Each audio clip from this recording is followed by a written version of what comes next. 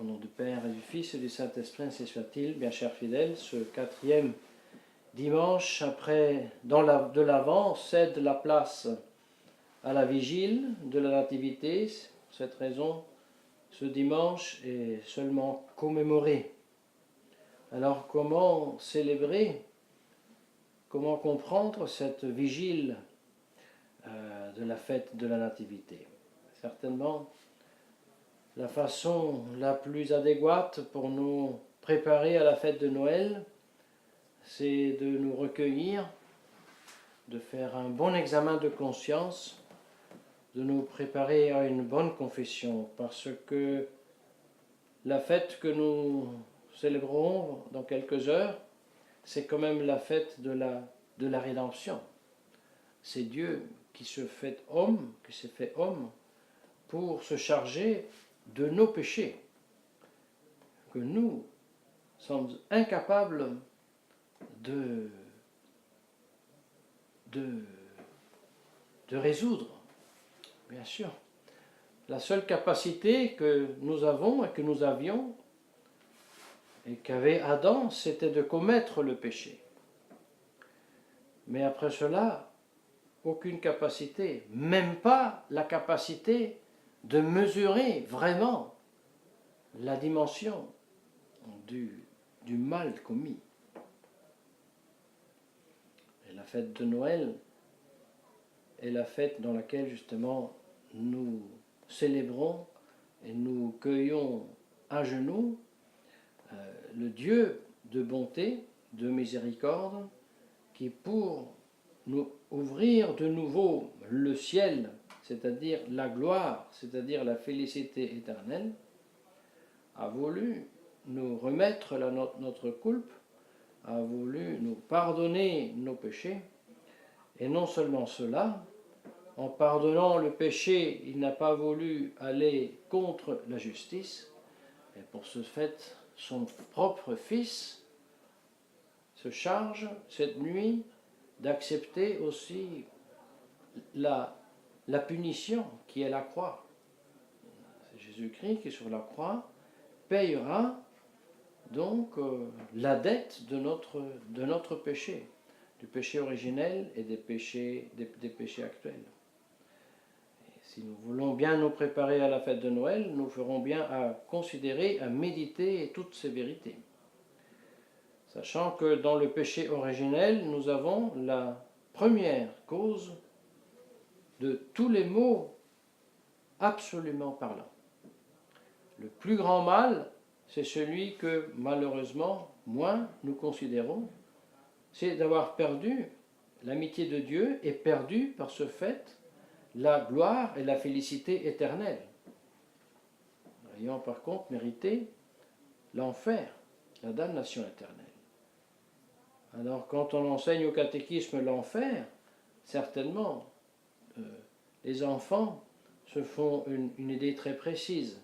Parce que quand on parle de l'enfer, quand on parle du feu, quand on parle des peines d'essence, alors là ça fait mal. Et ça, on n'oublie pas et on réussit très bien à se représenter la chose. Toute autre chose, c'est quand on parle du ciel. Qu'est-ce que nous ferons au ciel? Eh bien, nous serons là à voir Dieu et à le louer pour toute éternité. Et cela cause dans les enfants, mais non seulement dans les enfants, aussi dans les adultes, certaines perplexités. Parce qu'on a comme l'impression, mais alors, qu'est-ce qu'on fera au ciel? Ça sera un petit peu ennuyé. Chanter pour une éternité Alléluia, on ne pourra jamais faire autre chose. C'est un peu comme ça que, malheureusement, non seulement les enfants, mais aussi les adultes perçoivent le ciel. Et d'une certaine manière, c'est normal parce que la joie du ciel est surnaturelle, n'est pas naturelle, n'est pas sensible.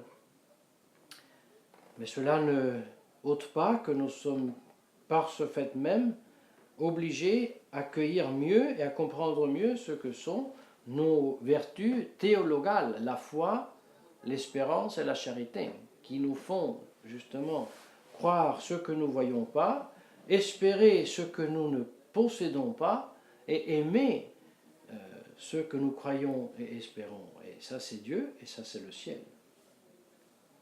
Et voilà que donc nous comprenons mieux notre cécité, notre aveuglement, duquel notre Seigneur Jésus, Dieu nous a voulu libérer en nous envoyant tout d'abord innombrables prophètes et patriarches dans l'Ancien Testament, et ensuite son propre Fils qui nous enseignait avec sa propre bouche la vérité, qui nous prêchait avec sa propre bouche le royaume des cieux, et qui continue à le faire à travers l'Église et les apôtres. Eh bien, c'est cela que nous devons considérer pour reconnaître combien nous sommes loin de ces réalités, de ces vérités. Nous devons ôter un petit peu la bande de nos yeux qui nous rend aveugles, surtout aveugles aussi sur nous-mêmes. Nous demander dans cette journée de la vigile la grâce de reconnaître comme nous sommes pauvres pécheurs qui ont besoin de la rédemption. Vous savez, pour mieux comprendre ce que c'est un Dieu qui, après que son humanité l'a abandonné, l'a offensé, décide de la racheter, de lui pardonner.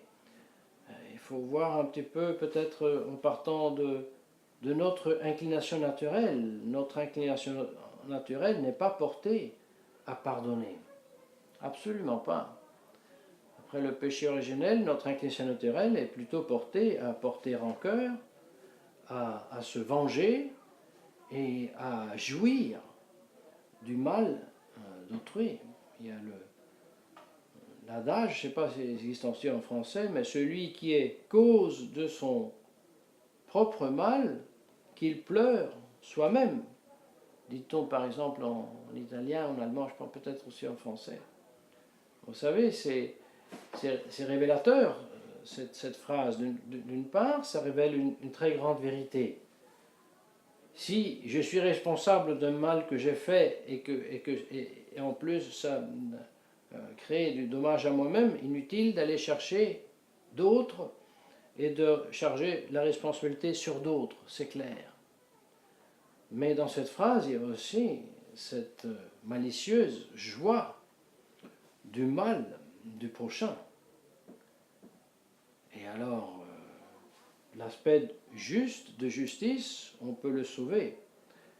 Mais l'aspect de joie du mal que souffre l'autre, non. Si Dieu avait agi ainsi avec Adam, il aurait pu dire très bien, Adam et Ève, voyez, c'est bien vous la cause de votre propre mal. Et rappelez-vous, c'est vous la cause que vos fils, l'un tuera l'autre. C'est vous la cause de tout le mal qui se passera dans le genre humain. Sodome et Gomorrhe, il n'y aura pas sans votre péché. Et il n'y aura pas non plus l'apostasie du Concile Vatican II sans votre péché. Il n'y aura pas François Bergoglio qui se met au service de la maçonnerie et des plans de substitution de la race blanche avec une race afro-asiatique sans votre péché. Et avant la Première, la Deuxième Guerre mondiale et toutes les guerres qui ont eu lieu, avec toutes les souffrances, c'est vous les responsables. Eh bien, vous savez ce que je vous dis? Ça va bien comme ça. Et tenez-vous votre responsabilité. Moi, je vous avais tout dit, tout expliqué, tout donné. C'est vous qui avez perdu tout.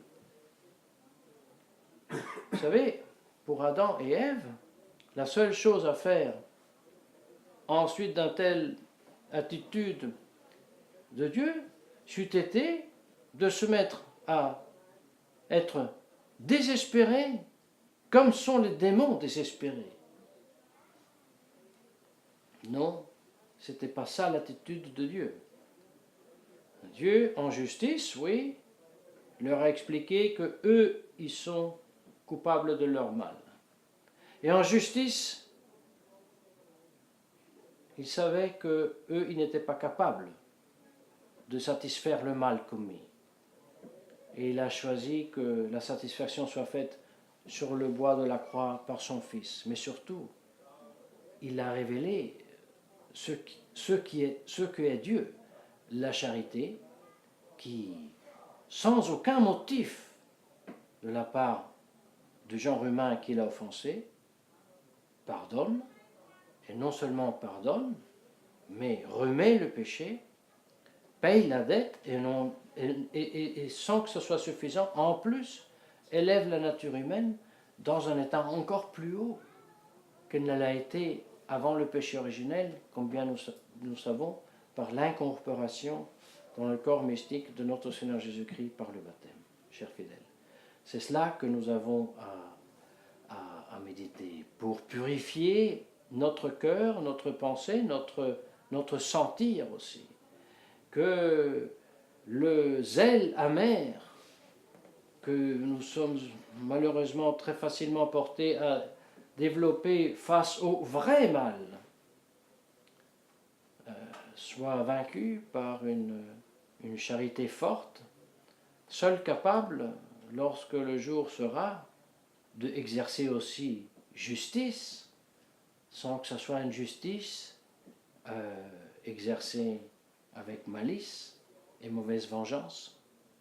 Tout cela, bien chers fidèles, sera possible lorsque nous utilisons ces heures qui restent à prendre le livre de nos prières et à nous préparer soigneusement à une bonne confession dans laquelle nous pouvons goûter la liberté des enfants de Dieu qui, dans une charité qui vient de Dieu, sont capables de pleurer la propre misère, pleurer la misère des autres et se offrir avec notre Seigneur Jésus-Christ aussi pour réparer la propre coulpe et celle des autres, que la très sainte Vierge Marie veuille nous assister et nous obtenir toutes ces grâces au nom du Père, et du Fils et du Saint-Esprit, ainsi soit.